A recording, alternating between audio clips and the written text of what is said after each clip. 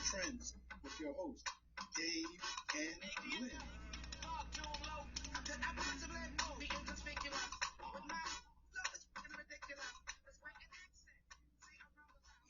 Welcome to Newz and Trendz with Dave and Lynn. I'm David Coker, proprietor and owner of Dave Mark Inc. and promoter and just good guy. And, I'm stealing my partner's line before he says it already. I'm not going to say all around good guy. I'm going to leave that up to him. But anyway, and I'm sitting here with my partner, Mr. Leonard Young. And my name is Leonard Young, CEO of National Black Guide, Black Media Expert, and all around good guy, next to the good guy. So Dave, how was your week? Oh, it was good. It was good. It's funny though how quickly these days are going by. They are flying by. We're actually embarking on a new year, guys, and Jesus. Oh my God, 2021, the year that just kept going, right? Yeah, it's one thing, and not to throw a damper. I saw something today, and it was like, that 2022 is really 2022.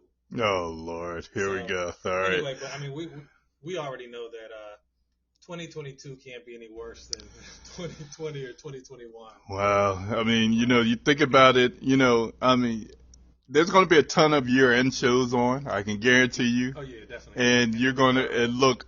And you're probably just going to be sitting there grimacing the whole time as they talk about 2021, So this is the year that you can probably tell your grandkids later on in life, I survived 2021, so. I was about to say, it's funny here in the chat, Big Chief Thunder says 2021, the government said UFOs exist. How about that? That's something else. Yeah. I mean, COVID had to come from somewhere. It had to come from somewhere. That's our guys going up in space, dropping the little dust in space on us over there, Right. So Elon Musk and his people. So, but anyway. Somebody else said they tried to divide us, but it only brought us closer. Hey. Yeah, I know.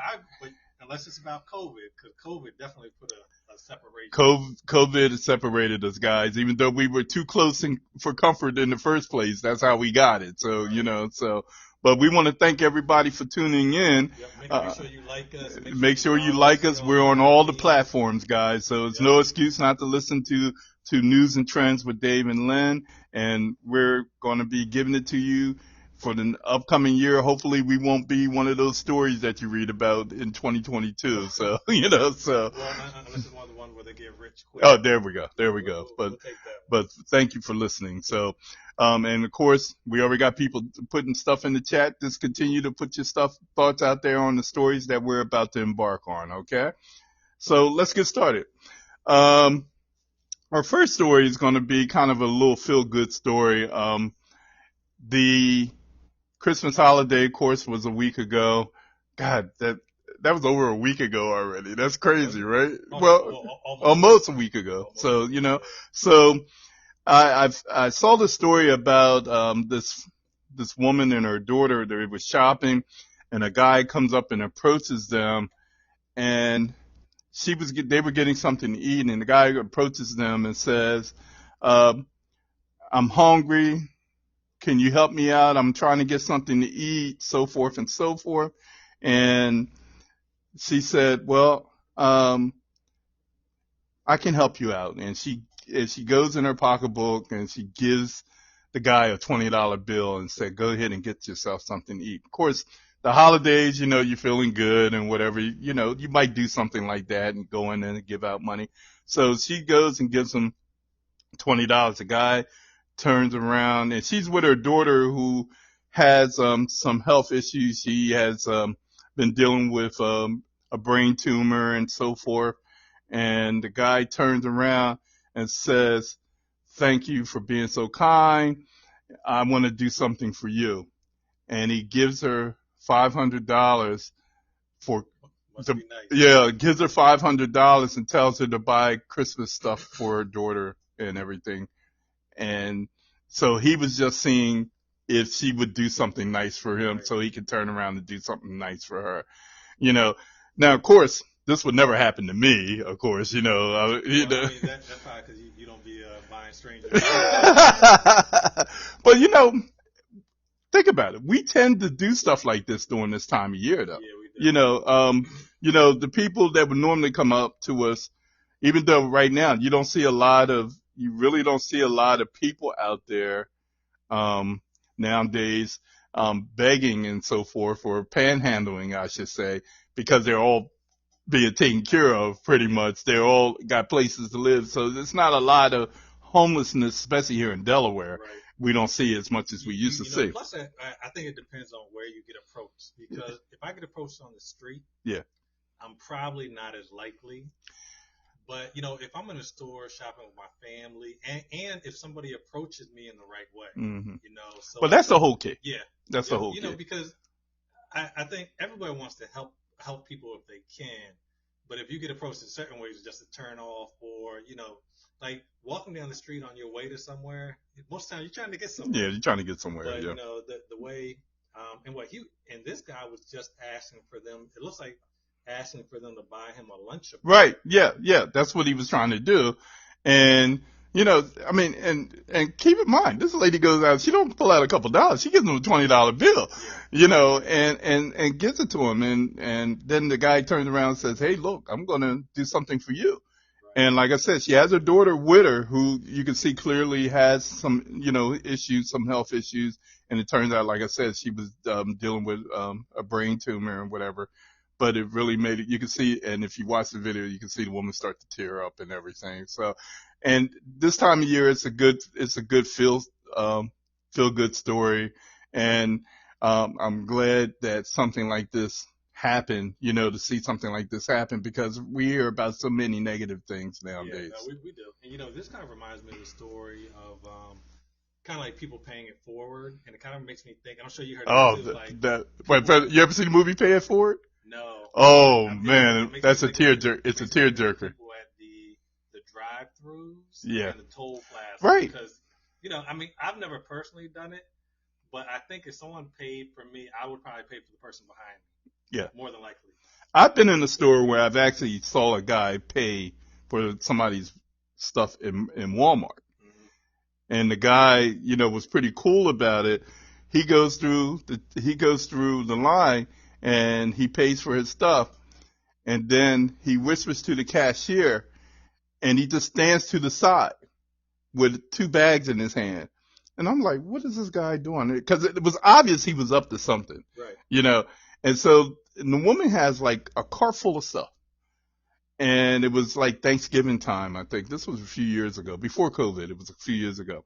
And so the guy, you know, sits there, and the woman's got 2 little small kids with her, and she takes all the stuff out, and it comes up to like $300 and something. And so the woman goes to reach in her pocketbook to pull her card out, and the cashier says, it's already paid for. And she said, what do you mean? I didn't hand you anything. And so she said, that gentleman right there paid for you. That's why he's standing there. So was the gentleman waiting right there? He was still standing there. How did the lady look? She was cute. I'm not going to say she wasn't. She was cute. And, you know, but she was just so shocked. She said, what would make you do that? And he just said, I just want, you know, every year I try to do something for somebody, and you just seem like the person I needed to do something for. And so the lady at back of her, now I have to say, and you know, this was a white person that he paid for. Okay. But the lady at back of her was black, and she said, so do you want to do something nice for 2 people? Right. And he said, well, I already did my good deed for the day. And he looked over, and she only had like $50 worth of stuff. He paid for her too. Did he? Oh, he wow. did. Okay. Yeah, he did. So, but anyway, but it's good. That's one of the feel good stories. So we just wanted to make sure that we put that out there today. Then we also want to talk about something a little bit different. Why don't you talk about that next story? Yeah, there? so, you know, there was a story kind of going around social media lately, and, you know, it kind of made me think too, because, you know, as a kid, what's your favorite thing to get for Christmas as a kid? in general? In general, as a kid, it wasn't necessarily my favorite thing to get, but it was something I always expected.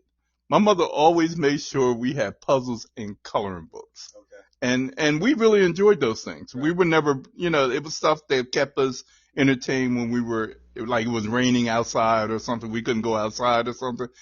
We would grab puzzles or we would grab coloring books in color. So. Yeah, so, I know a lot of kids, their Christmas revolves around toys, Yeah. games. So, going around social media, there was a mother who, instead of, and this allegedly via what the post portrays, instead of buying her kids toys for Christmas, she bought them land. And a lot of land, 20.77 acres Yep. of land. That's what it So, says. I think anyone who's progressive, like Dave, right now, if someone bought you 20 acres of land, how you feel? I'm sleeping on it. Look, I don't want nobody coming around. Nobody can claim in it, whatever. I'm trying to be like Kanye. Look, I'll be right there every night. You know where to find me. I'll be sleeping on that land, and I have signs that say Dave's land. Right. Just that, Dave land. Yeah, Dave's land. There you go. There you go. But so it's crazy. I wouldn't even say a lot, but there are a lot more than I expected. People via the internet who were condemning her, basically saying, "What are these kids going to do with the land? They need toys. You should get them toys, or they need toys." And for me, I think as adults, we know that. Okay, I don't remember what toy I got. Well, I don't remember what my main toy was in Right. 6-year-old, 7-year-old, 8, 10, 12. I know I got a Nintendo one of those years, a bike one of those years. But, land is something that can last forever. They're not making anymore. The value goes up. But it's just so odd that some people were so, short-sighted. Well, I guess because when you look at the holidays and everything, then we're not sure because it doesn't say whether this was a Christmas gift or a birthday gift. Correct. Did we see balloons and so forth? So I see the name Kenya. Why are you talking? yeah, Kenya. Yeah, the person's name was Kenya. We're trying to figure out whether it was a birthday gift or whether it was a Christmas gift. But either or, the fact that she would take the time to even think of this, and of course it makes you think about Kenya too. It's like, where Kenya getting this money from? And what is she doing? As far as balling like that. And this is starting to become a trend because I don't know if you heard the other day the rapper Moneybagg Yo and his girlfriend had bought him, gave him what was it, 28 acres or something like that, for his birthday, and of course social media always has comments about stuff like this because they were saying in that situation, do you do something like that and you're not married? And you signing over land to somebody like that, so that was the comment. That was the blowback about that. Sure. Yeah. But, yeah. like, I think, is that anything different from these rappers or these entertainers buying their spouse or their boyfriend or girlfriend a car? Right. It's like $200,000-$300,000. Yeah. Yeah. I'm like, shoot, buy me some land. Yeah. Well, yeah, it's not a bad look. And matter of fact, and these kids, I'm sure will appreciate this later on. If it is something that's really legit, I mean, from what we can see, it is. And they are smart kids and they know what to do with it. And of course, they don't rip each other off, right. Because it's 20.77 acres, guys. Okay. Yeah, so that's a lot. Okay. And it depends on what you're dealing with, because I was just listening to something where a former Eagles player was talking about how he owns the land of where 5 Wawas sit on, so he don't own the Wawas, but he owns the land that they're on. So they're leasing that land. Yeah, right. Think about that. And we know what Wawa does money wise, and he said there are 5 of the top Wawas in the area. Wow. So, let me tell you, and I'm going to coin this phrase. I'm going to call it the Wawa effect. Wherever there's Wawas, a lot of other businesses start popping up. Like the new one they built. Yeah, they're putting a Chick-fil-A right next to it. Yeah. So. And anytime they open a new Wawa, there's other places that open right next to it. So, so this is a good thing. If they play their cards right, they can go ahead and make a lot of money from this. So we just wanted to put that out there. And of course, if you guys have any thoughts on what we just said, go ahead and put it out there and let us know. Okay. All right. You listening to Dave and Lynn and Newz and Trendz, okay? Just keep this holler at us or put something out there. Yeah. Say, hey guys, we got something to say. So, all right. We're going to keep it moving. This next story. So you know, this was something else I saw. You know, I was thinking for different reasons. So there was a story that came out this week, and it was saying that the company DoorDash that delivers our food, they are requiring all of their company employees, their non-delivering employees, to deliver food once a week. So you know, I'm hearing that, and I'm thinking, okay, like that's great. You know, they're doing it because you know they can almost like that show Undercover Boss, where you can kind of see, okay, this is what this driver experiences in a day, so I can better do my job understanding. But not all the employees are happy about it, which I can kind of understand. Right. But there's one employee who is irate about it. This particular employee is a DoorDash engineer, makes $400,000+ a year, and basically, you know, he's saying this was not in my job description. You didn't hire me to do this job, and I don't want to do it. You know, so of course first thing people are looking at is the salary. Okay, $400,000. You don't have to do this one day a month. You know, so that kind of sound like a spoiled brat. But you know, on the flip side, I mean, I may be on the stand like, okay, this is not my job description, because I think we know a lot of people at work is like, I don't get paid for that. Yeah. Well, I guess you got to look at this story in a couple different ways, especially a guy like that person there who's upset that makes six figures and they're upset about having to go out and do this. A lot of these companies that kind of came up during the pandemic, because DoorDash is definitely one of those companies. They have to do things now, you know, because we were coming out of it a little bit, but now we're going back into it. So, of course, they have to do things now in order to make sure that they stay relevant and maintain their level of money making and so forth. And service. So now, you know, DoorDash, they get a lot of drivers. You know, some of the drivers, you say to yourself, oh, okay. You know, you wonder, you know, because have you ever gotten DoorDash? Has it been a mistake? So I try not to get DoorDash, because when I see them fees, I know that you get my. And they make a lot of money on these fees, man. But you know what's so funny? Have you ever noticed young people order this stuff all the time? Look, they don't care about the fees, but you know what they do? They'll pay the fees, but they don't tip. They'll leave no tip. They don't tip. But they may not be able to afford a tip after they pay all those fees. The fees are ridiculous, you know, but that's how they make their money, of course. And you have to look at it that way. But I guess they're trying to say, okay, look, there's some things we have to do in order to stay relevant.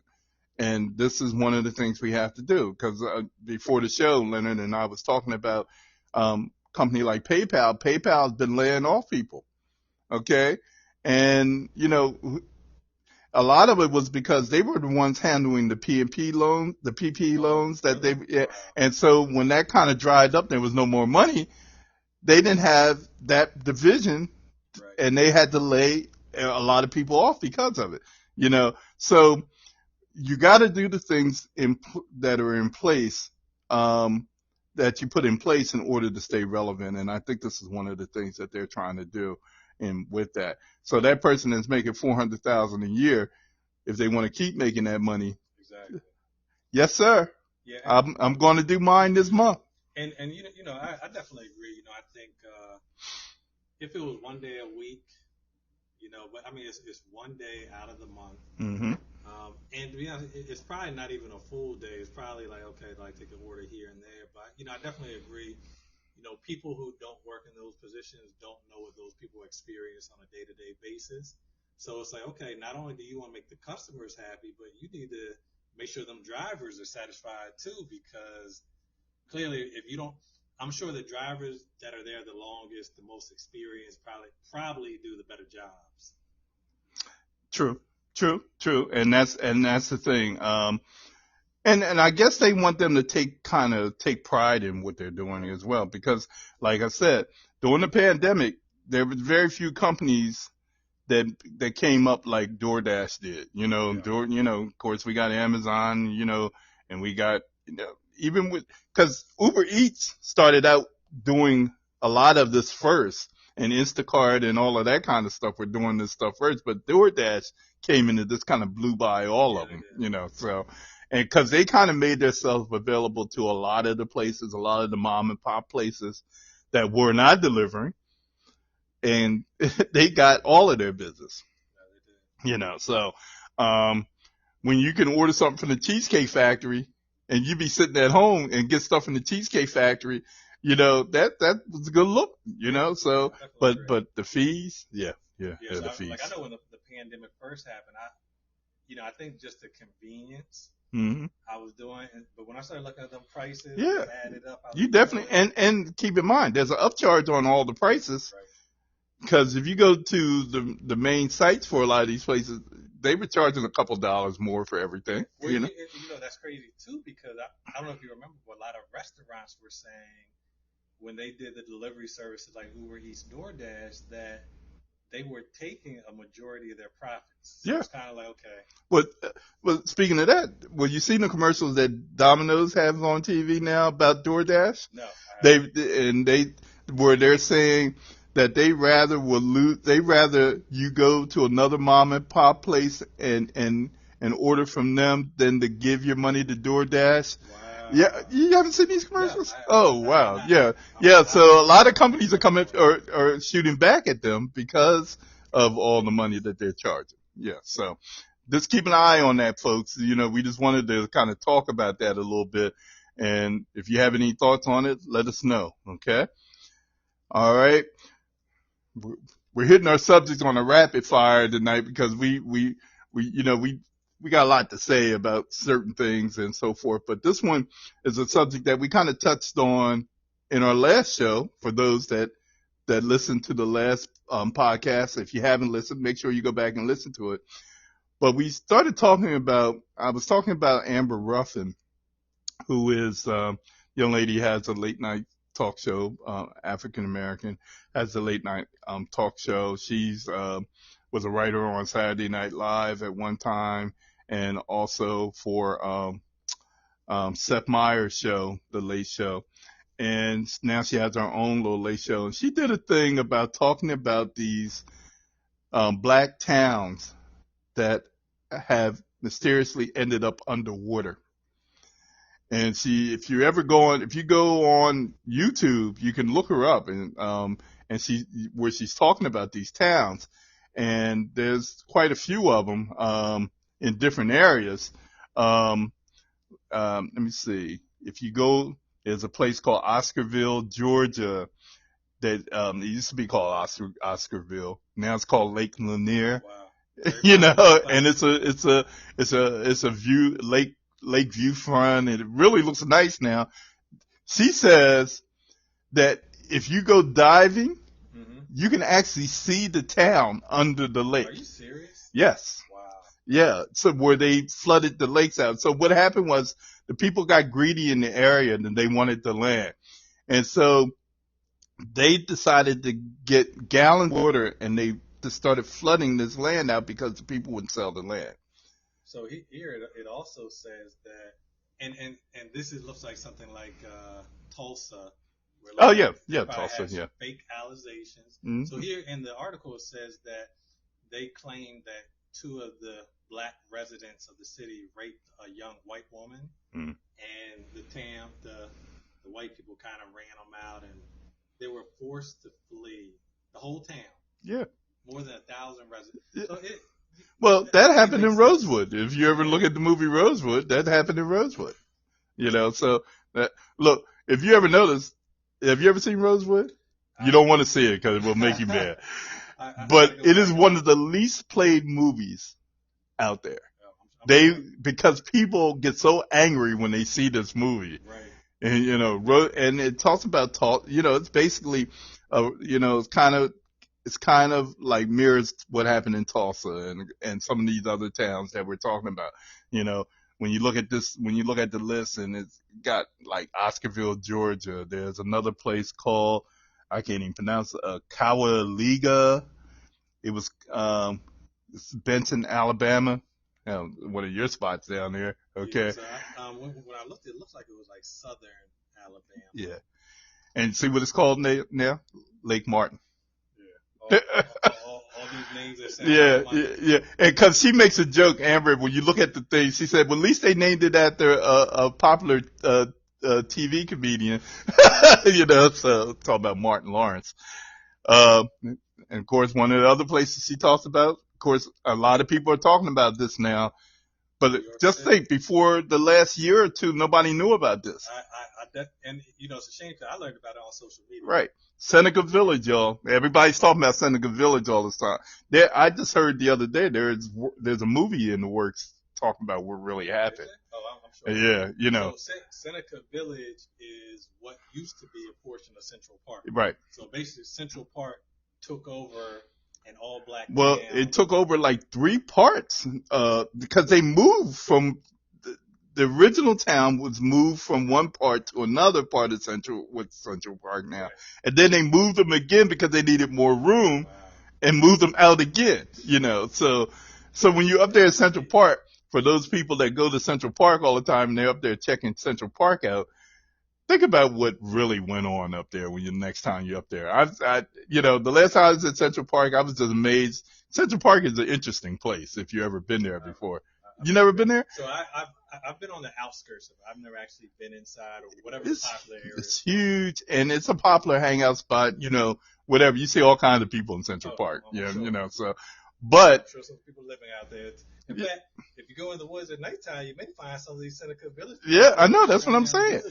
But now, with knowing what has happened there, can you go there and still feel the same way? You know, I think it's hard because we didn't. I think it'd be different if we really learned about growing up. But now, you know, it almost, I won't say it doesn't feel real because I'm just learning about it. But I don't think it has the same effects. Like when we talk about slavery, learn about slavery, you know, as a black person, that kind of gets drilled into our head. But, you know, I would definitely like to see which area of, you know, I would like to see the exact area where Seneca Village was and like how big it was. Yeah, well, will we ever know the real deal as far as that? Because they ain't gonna tell us what we really want to know. I mean, you know, a lot of people are digging now to try to find out what really went on, and because it was Seneca Village, there was a couple other little towns there too. So when you look at it and you see what people are talking about now, how much are we really going to find out? How come we didn't know about that? We got black scholars that never heard of this. You know, or any of these lakes that we were talking about, any of these towns, Seneca Village. There's another place called Susanna, Alabama. Let me see. It says it was also flooded by Lake Martin. You know, Susanna, Alabama. Georgia? Yeah. No, that's in Alabama. Okay, It's Alabama. Okay. And then there's another place called Vanport, Oregon. Now, keep in mind, Oregon now. We don't think about that when we had some on that Oregon Trail. Yeah, I know, and that's what I'm saying. That's another one. So Amber said there's over 100 cities or towns that have been flooded like this. That's crazy. You know, or taken over like this. So we got to get out there and we got to do a research, people. When I first heard the story was last year, and I was actually watching her show when she reported about it, and the way she talked about it, I thought she was joking at first, and then I was like, wait, hold on, she's telling the truth, and it went viral right away when she was talking about it because that kind of that information, and I was like, well, how come? I mean, look, people, I'm getting ready to turn 62 years old. I didn't know anything about any of this stuff. Right. Okay, why? Why didn't I know? I went to primarily all black schools all the way up until my senior year. Okay? There's none of this stuff in the history books I learned about. Okay? Nobody talked about it in my neighborhood. I grew up in a black neighborhood. Nobody talked about any of this stuff. Why are we just finding out about this stuff now? Now, of course, a lot of people, a lot of scholars are saying that we're finding out these things because of all that's happened with, you know, reparations and all of this kind of talk. And of course, with all the race issues that we've had, of course, we got a lot of statues being removed because we're finding out the truth about the people to who these statues are, the likenesses of these statues are. So there's a lot going on right now that's opening up our eyes to a lot of things. And so this kind of stuff is coming out. And it's a shame that it's coming out under the circumstances that it's coming out. But I mean, with that said, I'm glad it's coming out now. Yeah. But the question is, when are they going to start transferring this to the history books? They're going to have to. Yeah, well, a lot of schools are now going to putting more Black history in the schools. Yeah, that's right. Right. So a lot is coming out because of it. I agree. I think it's hard because even with the stuff we're spreading, we need to make sure everything's accurate. So it's kind of like if you tell Seneca Village about 4 or 5 people, that story's gonna get distorted. and I just say that to say like we need it in the books. Yeah. And when we talk about Black history, it's not all about slavery. Like we had some thriving towns, and this one said the residents weren't even the one in Oregon. The residents weren't even warned about the high levels, and many didn't even evacuate in time. So I mean, they literally killed us trying to take away the lives that we had.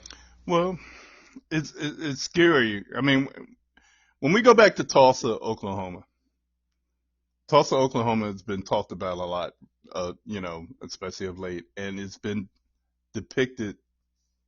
Depicted in a lot of different things. I know. I was talking to Leonard one time. We were talking about different TV shows or whatever. There was a series that Regina King did called The Watchmen. Right. In the Watchmen, her grandfather was living in Tulsa, Oklahoma, during the time supposedly of all the racial uprising and so forth. And there was a character that they talked about on Watchmen that's a real character, Bass Reeves. Okay, yeah, because he was also in. You know where I'm going with this, right? The Harder They Fall. Oh yeah, The Harder They Fall. Yeah, he was also in that too. They talked, and he was a real black. He was a black sheriff. Now I can say I did hear about him before The Harder They Fall. Right. And, okay. Back in that. Yeah, and he was all up in all of this stuff.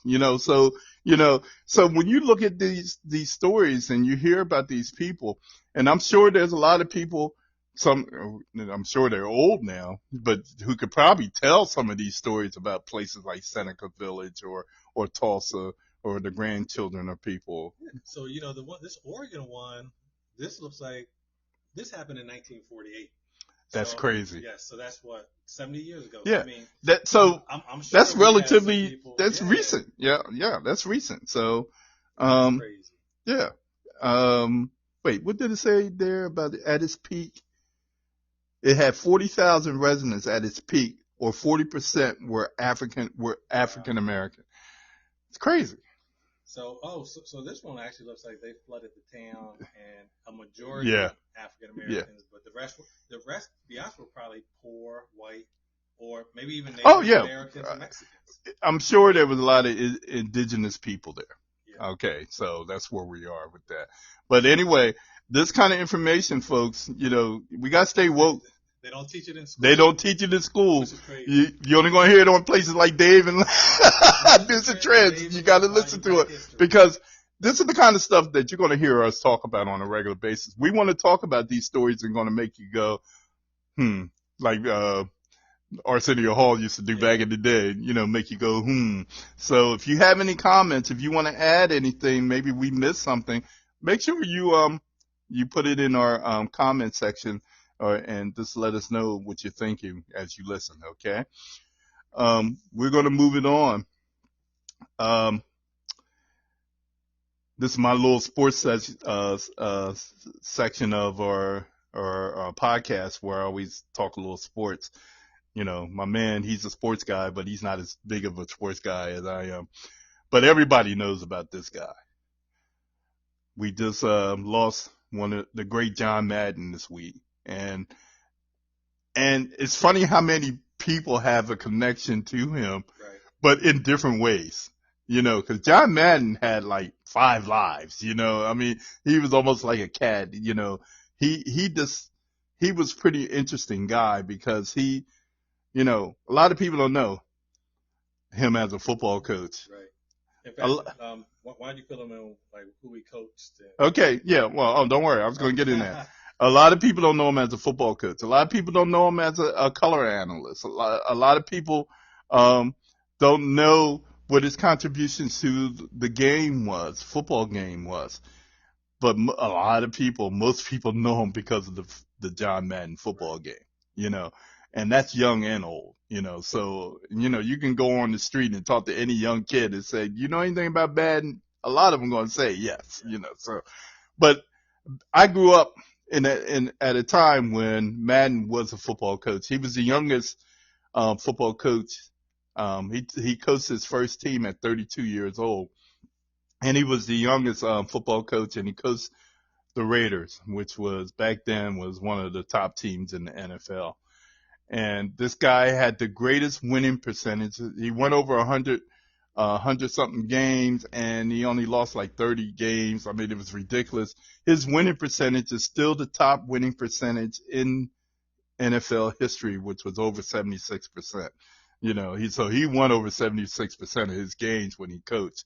The guy was a genius when it came to football. When you listen to him talk, he was like, I used to watch when he went from football and he stopped coaching football. He was once drafted as a football player by the Philadelphia Eagles, by the way. Yeah, I know.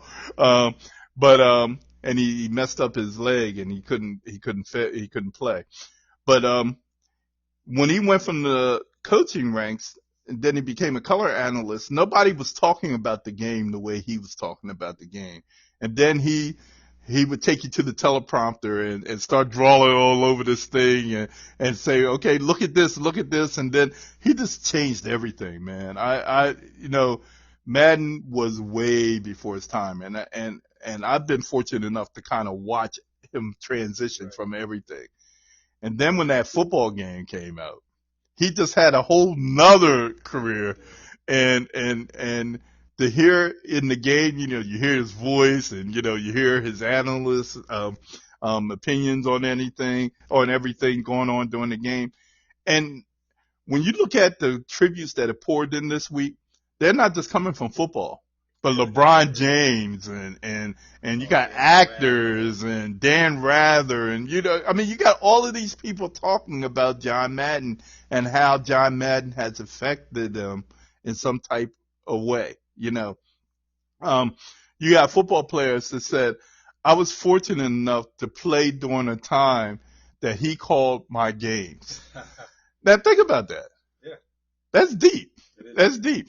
You're playing football, you getting paid all this money and everything. You're out there playing the game because you love playing the game, but then you're playing during a time that John Madden is calling your game. Brett Favre talked recently, and Brett Favre said, hey, look, he said, man, when I heard Madden was called my game, I was bringing my A game out there. He said, because I didn't want to get talked about bad by John Madden. He said, I wanted to impress him every time I was on the field, So this guy, you're not going to hear too many people talk about a guy the way he was talked about and the way he was revered. And, and this whole thing, like the thing they used to do with the turkey, they had this thing called, what was it called? Turducken or something like that, where they would take, a turkey and they put a duck in it and, they put chicken in there. It was had some turducken. Yeah, turducken. Yeah. And then it had like 6 legs or something, everybody, they would give that out on Thanksgiving, they just came up with a lot of clever things. And this guy had a fear of flying. I did not know. Oh, because he had his own bus. He had his bus. Yes, if he wasn't on his bus, he was on a train, but he would not fly. And he would just track all across the country on this, and he lived in California. So when he was doing East Coast games, he was on that bus or on the train most of the time. So, um, Yeah, so, the one thing I remember, so of course I remember the Madden game. right. Played probably that in high school, or college, one of them. But I also just remember his personality. So even if you weren't a diehard football fan like myself, just the personality he brought to commentating made it much more interesting than it would be. And I feel like he was the first interesting one where the other ones were kind of like Yeah, they were laid back and everything, yeah. When you hear the people call it the baseball game, Yeah. oh, it's out the right field, and then this and this. But he just had a lot of energy. He changed the game. It made it entertaining. He changed the game because prior to him, the guys were laid back and they just, they were like robotic about how they would call the games. But then he came in and he brought personality, he brought flair, and he brought all of this stuff. So now, when you hear a lot of the guys, they try to emulate him, so. As they should, because, nobody wants to listen to the monotone. And look, somebody else is trying to get a game named after them, so, no, I'm just saying, if these guys do a good enough job, who knows? You might have to. I feel like it won't never happen again. It will never happen again because he just has, have you ever seen how serious the players are about the ratings and everything in these games? No. Oh my God, that's a whole nother story. These guys get really upset. They actually, John Madden talked about once he used to get calls from all the players and say, how can you rate me so low in this game? Right. And it's funny because John probably didn't even. Oh, it had nothing to do with it. He had nothing to do with it. You don't think he had anything to do with it? No. His thing was marketing the game, right. Being able to put his voice on it. Excuse me, but none of the rating stuff was him. They actually have a team of people that rate these guys, and these guys, I'm telling you, there's been video of guys throwing stuff when the game would come out and they see their rating. They said, "Wait, hold on, you got me rated as a 77, but you got this guy rated like an 89, and he didn't have the year that I had last year." And these guys would be going off, man. I'm telling you, it's hilarious watching these guys with their rating stuff. But this is how he's kind of affected the game and everything and everyday life because, these kids, one of the first games they buy anytime they get a video game is the Madden game. Yeah. So. It's almost like the shoes. Like yeah. Every time a new one come out, they want to get the newest. You got Mike and you got Madden. That's basically what it is. So. Yep, there you go. So we had to show some love to John Madden, guys. So I wanted to make sure we got that out there. And staying in the sports realm, I'm gonna talk about. I'm an Eagle fan. I'm not sure what Leonard is. You already know what. Yeah. Okay. All right. He says he's a fan, but I don't know. I'm a little worried here. Do you doubt anything? No. Okay. No. Anyway, but. There's been a little controversy going on with the Eagles, folks. I don't know if you guys know, and but we have a quarterback, Jalen Hurts, who's done very well this season. He's had his ups and downs, though. I will say that, but he's done very well. The Eagles are right now sitting in position to make the playoffs. When 5 weeks ago we thought that would have never happened, but now, what Hurts was out for a game or two when he had messed up his ankle. And the backup quarterback came in and started a game and actually had a good game, Gardner Minshew. So after that game was over, apparently it just came out this week that Gardner Minshew had gone to the coach and says, "Don't you think this team would be better if I'm starting?" That's right. That is right. And which is kind of a lame move to make. I don't care what sports it is.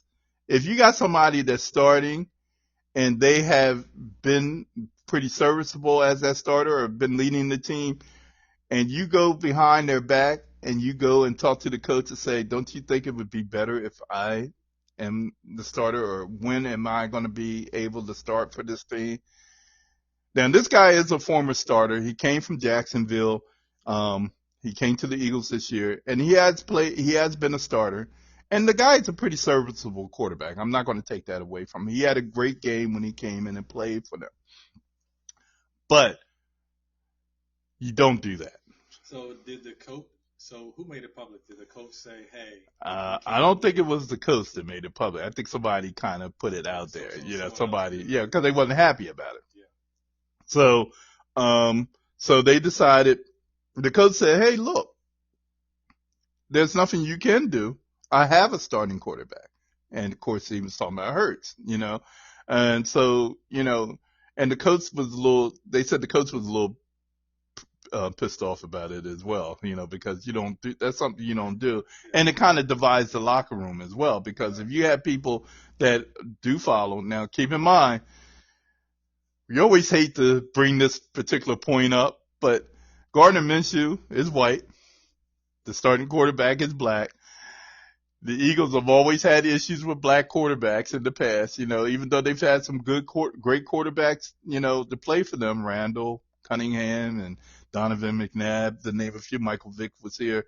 There's always been a white guy in the wings, and it's always been some type of controversy, And last year, Carson Wentz was the starting quarterback until the late part of the season. Then Jalen Hurts comes in and Wentz loses his job, So there's always a little bit of controversy. But we have to keep an eye on this story because the Eagles do have a legitimate shot. They have 2 games left. If they win this week is going to be a little bit of a trap game because the Eagles just played Washington 2 weeks ago on a Tuesday night, and Washington had a lot of their players out because of COVID, but they got most of those players back now. And Washington always gives the Eagles fits. If the Eagles win the game, they're probably going to be in the playoffs. If they lose the game, it's going to be hard to get in the playoffs. So we'll see we'll keep an eye on this story. But this, hey, Jalen, look over your shoulder, brother, because not everybody's feeling you. You just got to go out there and do your thing. Okay. So I just wanted to make sure we got that out there. Go Eagles. Let's get them Washington Redskins. I'm sorry, the Washington football team. Yeah, that's right. We got to get that Washington football team this week. Okay. All right. So we get ready to move on to another story. Yep. So the last story we're going to talk about today, and I thought it was kind of funny. It actually made me think.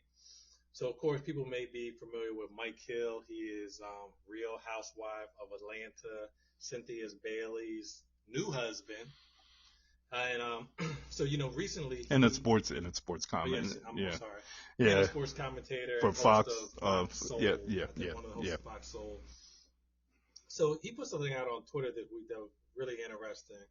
So to quote, he said, "We've had Living Single, the TV show, Girlfriends, and Insecure, shows about positive black women and their relationships with each other.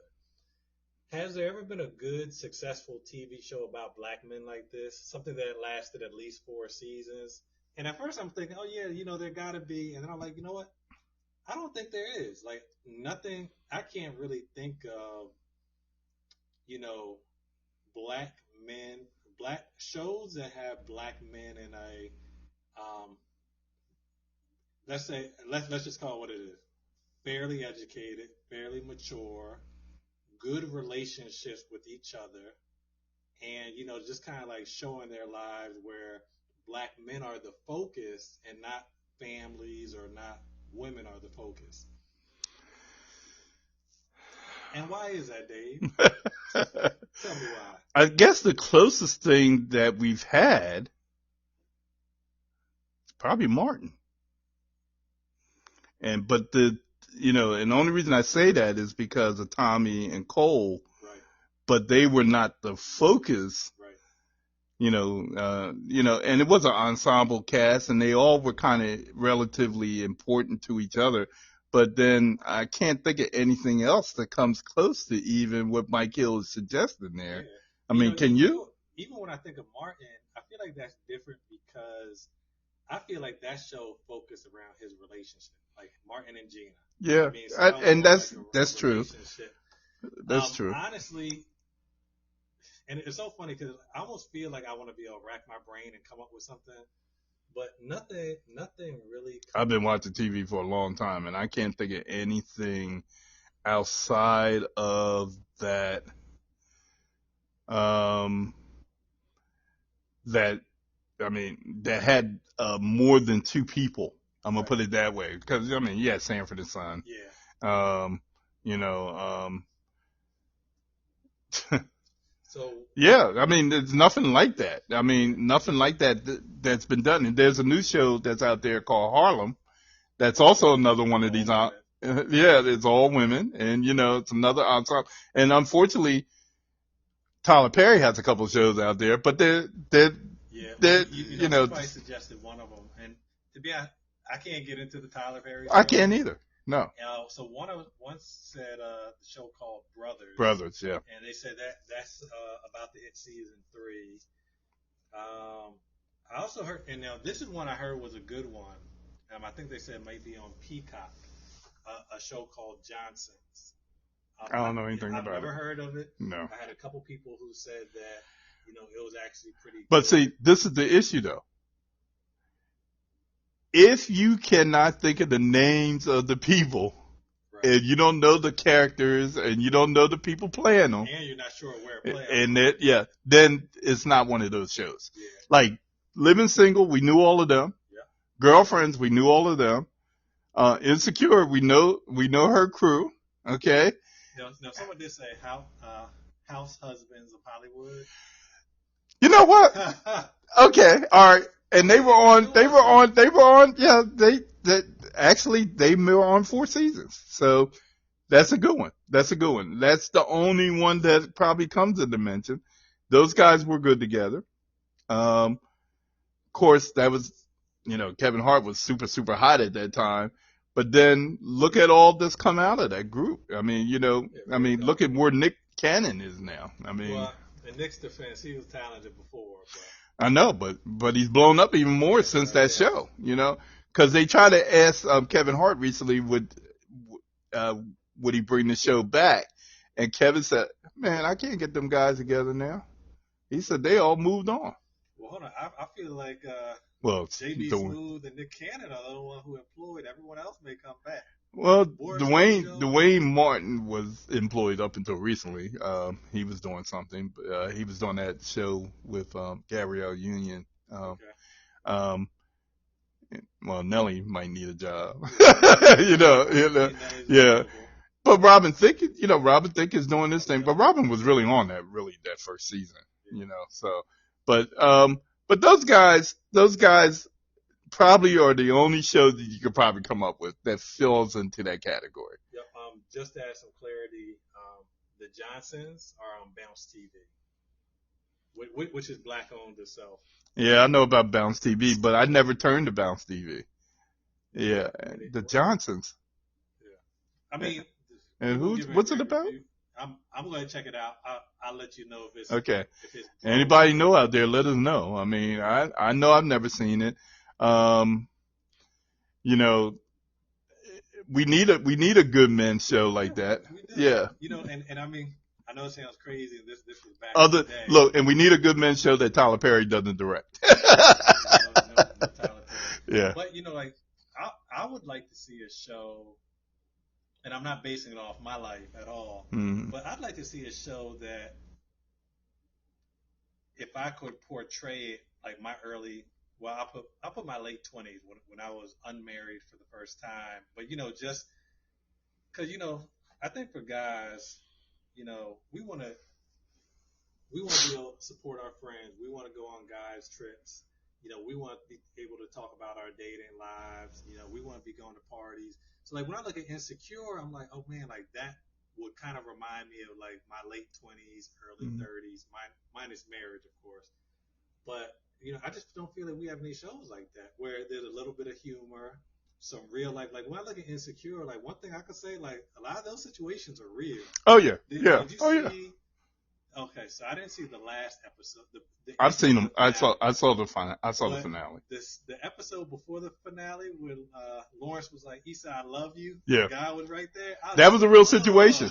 That was a real situation because they would get ready to throw down. Right. Well, we're hoping not spoiling it for anybody, but but it was that was a real situation, and that's one thing that makes Insecure work. Same thing with these other shows that he mentioned. Girlfriends had those type of situations.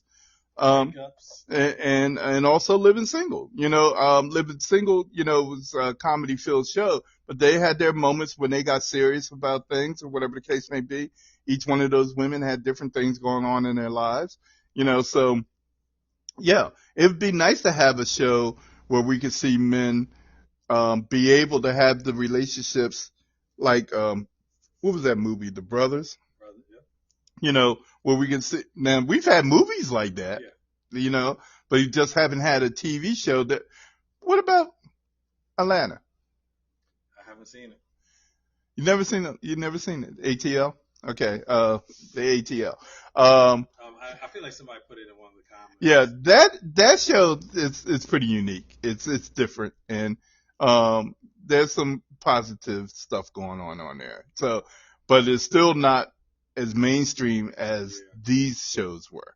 And, and even with the show Harlem that just started out, that's going to be a good show if if they keep the core group together and so forth. Watching Harlem, I can definitely see that being real life for women. Yeah.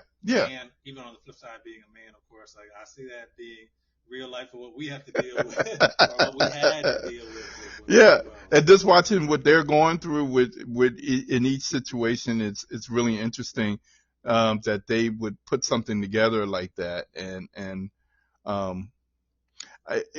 we are in a situation where it's definitely about women. I mean, So I mean, do they feel that we don't watch those type of shows, so that's why they're not producing them? I mean, we don't have a lot of good men's shows. But then when you go back to the Real Husbands of Hollywood, we watched that show. Yeah. I did. I watched it religiously. Was that HBO? No, that was no, that wasn't HBO. That was BET. BET. Okay. That was BET. Yeah, I mean, whenever I'm not a big TV watcher, but whenever I saw it, I watched it. Oh, it was hilarious. Yeah. The stuff that they were finding themselves into, and then when they had Jackie Long was on there, when they added him on there, it was pretty funny. The stuff they had him doing. So it's I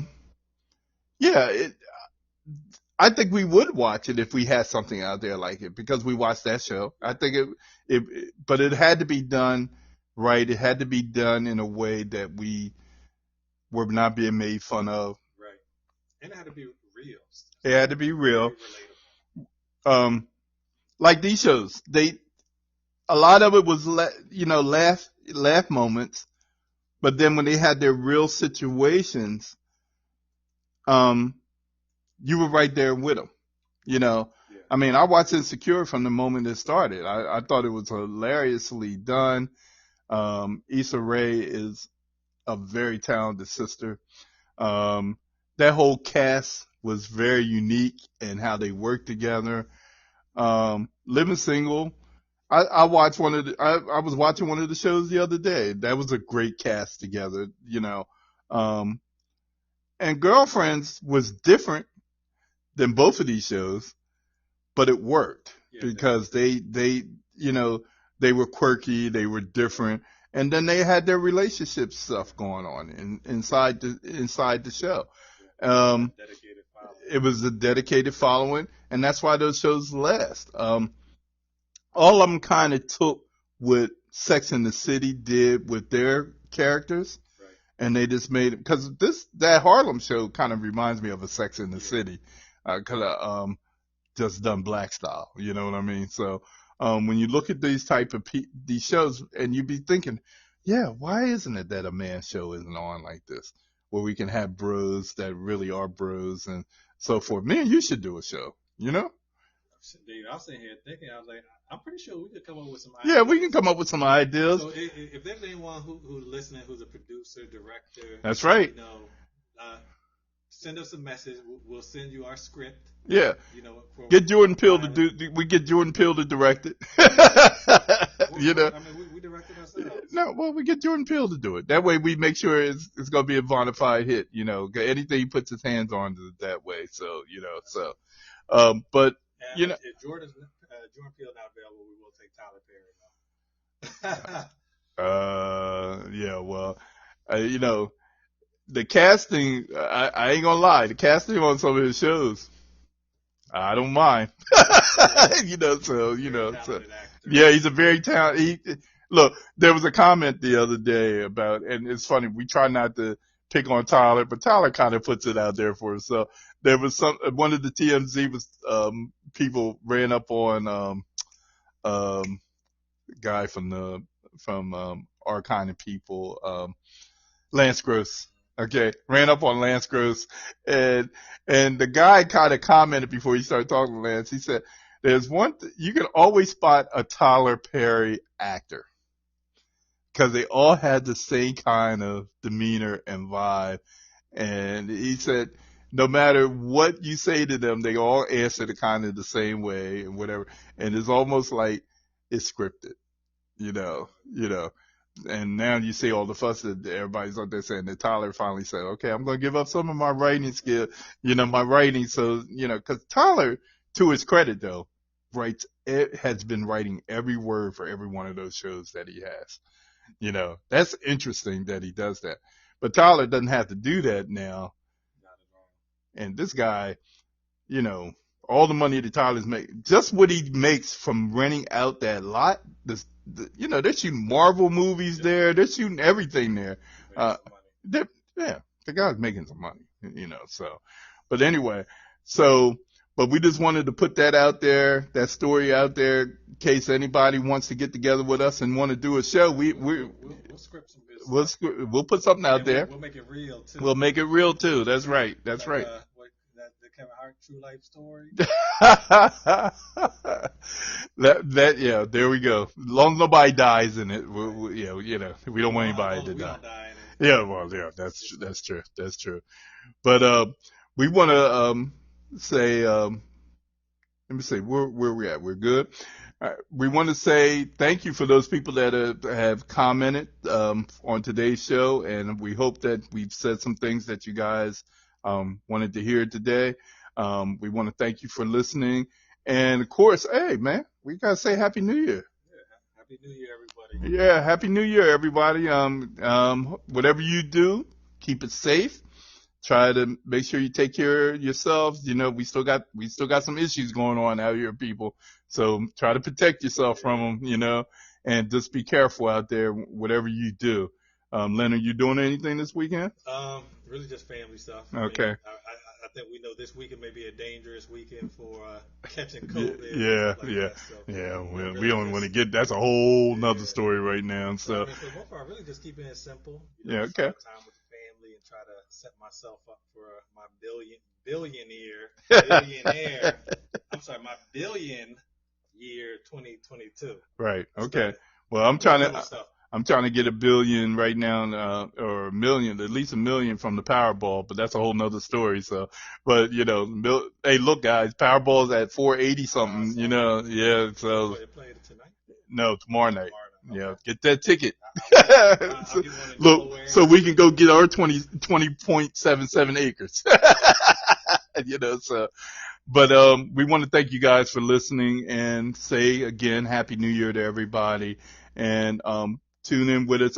I know this is kind of an off day for us because we usually do our shows on Tuesday nights, but thank you for listening. Tuesday nights at 6:00, unless we have a schedule rearrangement, technical difficulties. But we're going to say good night, and we'll talk to you next week. Okay. See you later. Take care.